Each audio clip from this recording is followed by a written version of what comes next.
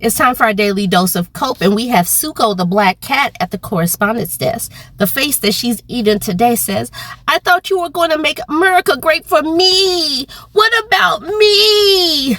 There are so many stories to get to, so let's go ahead and jump right in. Take it away, Suko. I love this person, more motivation and how it started and how it's going. This one says, disabled veteran and 3-time Trump voter who wanted illegals gone has his business and his life destroyed due to Trump's tariffs. Let's look at this one. Back in July 2024, he posted this. I've decided to change my vote today. I was voting for RFK, but after what I saw today, Trump 2024. That's how it started. Here's how it's going. So back in June, I'm starting at the bottom, June 17th, he says, I voted for Trump because I want illegals gone now. He's allowing them to say as long as they're helping rich people. I voted for him to end wars. Now we're joining new ones. WTF, real Donald Trump. And then July 31st, he says, disabled vet here that put every penny I had into starting a business selling electric bikes. Real Donald Trump, I voted for you all 3 times, but he has completely destroyed my business and my life due to these tariffs.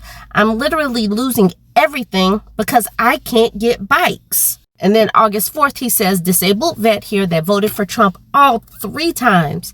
I sell electric bikes for a living, put everything I had into this business. Trump destroyed my business with his tariffs. Us as business owners are fronting that bill and the consumers. He's 100% lying and destroying us. I am so glad that they're really telling the truth, but this is what he voted for 3 times. He let us know. Here's another one from More Motivation. It says, Texas, Florida, Louisiana lead the list for states with the most people in financial distress. These states voted for Trump. And then, we get a side-by-side again. All right, so it says Texas, Florida lead in financial distress. Lone Star and Sunshine states top the list with the most people in financial distress. And you can see that they are dark red. Texas is dark red, Louisiana is dark red, and so is Florida. I'm over here in Nevada, and that's pretty dark as well. And South Carolina is the next state on there. So, yeah, all red states. All of these states voted for Donald Trump. And these states are leading people in financial distress. Money is tight. This sucks. But also what sucks, Nevada and Florida are also tourist locations. So if people are tightening up on their budgets, that means that they are not going to these places that are destination places that rely on tourism to fuel their economy. All 3 of those states, and actually all 5 of the states that I just shared, voted for Donald Trump, even Nevada, where I live. Speaking of Nevada, this was posted in the Las Vegas subreddit. It says, as the mayor of Las Vegas, I'm telling everybody in Canada, please come. We love you, we need you, and we miss you. So that's Las Vegas Mayor Shelley Berkeley speaking on the downturn in tourism. Las Vegas earned this. Las Vegas earned this by voting for Donald Trump. And I am here. But I already know that a lot of the things that Las Vegas is doing is biting itself in the butt. Number 1, we voted in Donald Trump. I didn't. I moved here from Illinois. I changed my voter registration. I got my driver's license here so I could vote blue. But these other people wanted Donald Trump. Donald Trump came in and decided to bully or try to bully Canada, talking about making them the 51st state and doing all this trade war and putting all these tariffs. This is what Donald Trump wanted. He wanted a fight with the Canadians, and now they're not coming here. And then on top of that, these Las Vegas, these corporations, these hotels that want to charge $25 for a bottle of water and $50 for a bowl of pasta, they're earning the downturn in money right now because of the greed and because of Trump's stupidity. I am going to share that video, but first I wanted to share this comment from Andrew A. Dear Canadians, as a Las Vegas resident, I ask that you please carry on with the current plan. Your message is clearly being noticed. And I agree. Stay away.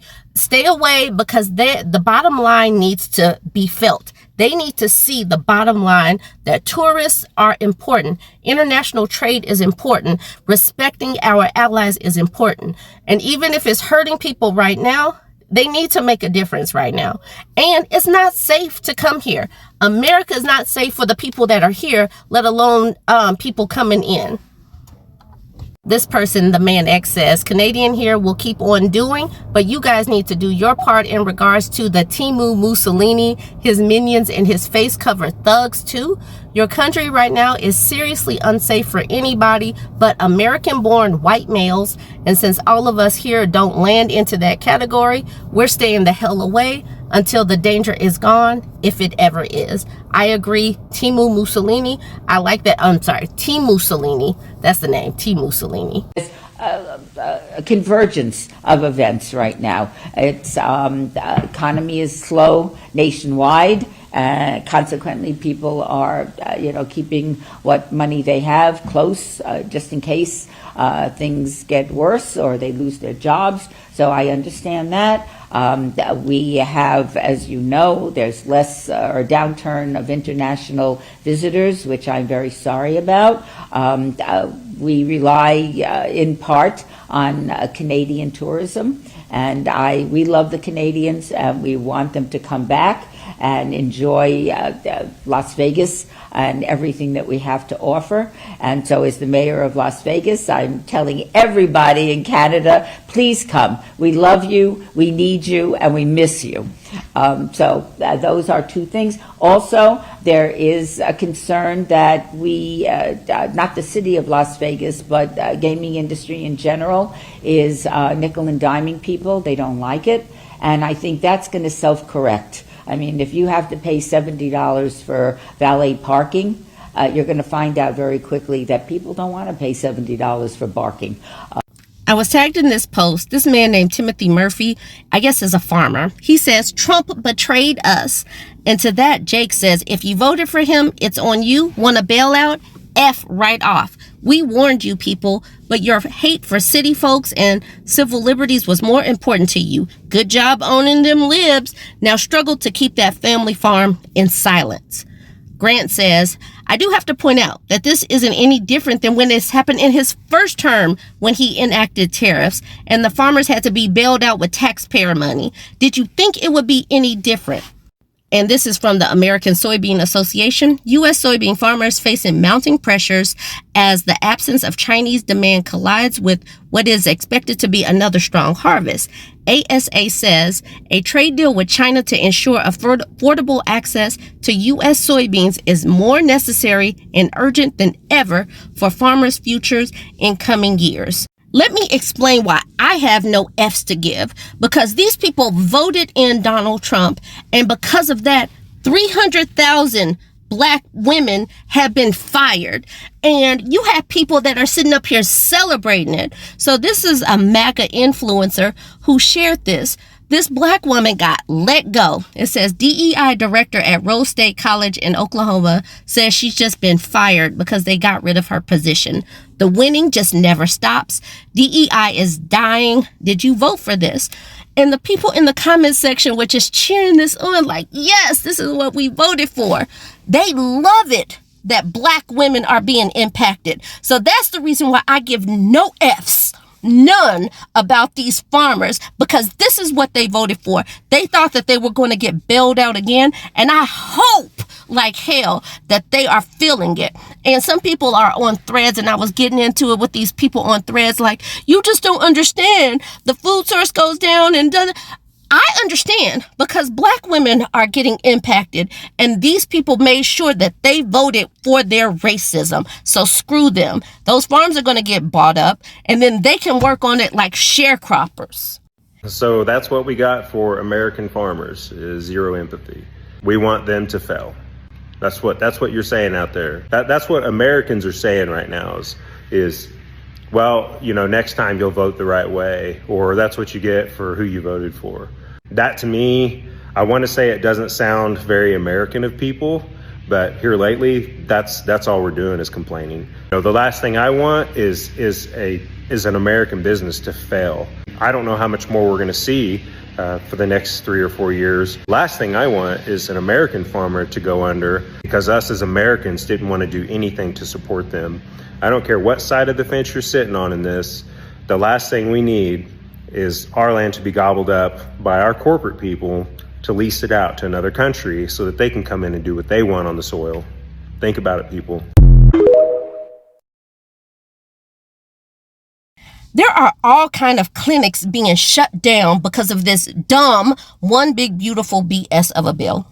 Augusta Health, this is in Virginia. Augusta Health closes 3 clinics, citing one big beautiful BS of a bill. Some patients can access other clinics 10 minutes away, but others will have to travel further. Augusta Medical Group is closing an urgent care clinic and 2 primary care clinics in response to the massive reconciliation bill Congress passed this summer. The move will force Shenandoah Valley residents to travel further for their primary and emergency healthcare needs. Dubbed the One Big Beautiful BS of a bill, the federal legislation entails forthcoming changes to Medicaid that's projected to lead to enrollment drop-offs and big tweaks to hospital funding mechanisms. First reported by WHSV3, and according to a press release from Augusta Medical Group, Augusta Medical Group's decision is part of the ongoing response to the One Big Beautiful BS of a bill and the resulting realities for healthcare delivery. And before I get out of here, hospital in Michigan's UP or Upper Peninsula to close birthing unit, widening gaps in access to care. More and more clinics and hospitals are closing. I hope that people are happy. Look at this rule.